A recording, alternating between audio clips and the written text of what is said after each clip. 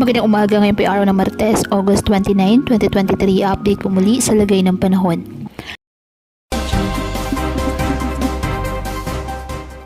Patuloy pa rin na minomonitor ang dalawang bagyo na nasa loob at labas ng ating Philippine Area of Responsibility, ang Bagyong Gureng at ang Tropical Storm Haikoy. Patuloy pa rin na hinahatak ng Bagyong Gureng ang habagat na siya naman nagpapaulan sa iba't ibang bahagi ng ating bansa at inaasang lalabas ng ating PAR ang nasabing bagyo sa araw po ng Huwebes ng umaga o tanghali. Samantala ang Bagyong Haikoy naman ay inaasang papasok ng ating Area of Responsibility sa Miyerkules ng gabi o Huwebes po ng umaga at papapangalan itong Hana ng Pag-asa kapag tuluyan na pong nasa loob ng ating Area of Responsibility. Ang habagat na pinalakas ng Bagyong Gureng ay magdadala po ng mga monsoon rains dyan sa western portion ng Central Luzon, Southern Luzon at Visayas.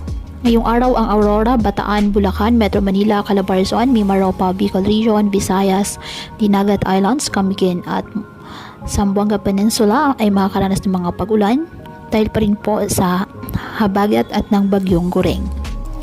Samantalang may gale warning pa rin nakatas ngayon sa Isabela, Batanes, Cagayan, Bubuyan Islands, Calayan, Northern Coast of Ilocos Norte, Aurora, Bataan, Zambales, Palawan, Romblon, Marinduque, Occidental Mindoro, Oriental Mindoro, Batangas, Quezon, kasama ng Polillo Islands, Catanduanes, Camarines Norte, Camarines Sur, Albay, Sorsogon, Masbate, Burias Island, Antique, Aklan, Capiz, Iloilo, Guimaras, Negros Occidental, Bohol, Siquijor, Cebu, Leyte, Southern Leyte, Northern Samar, Eastern Samar, Zamboanga del Norte, Surigao del Norte, Misamis Oriental, Camiguin, Agusan del Norte at Dinagat Islands.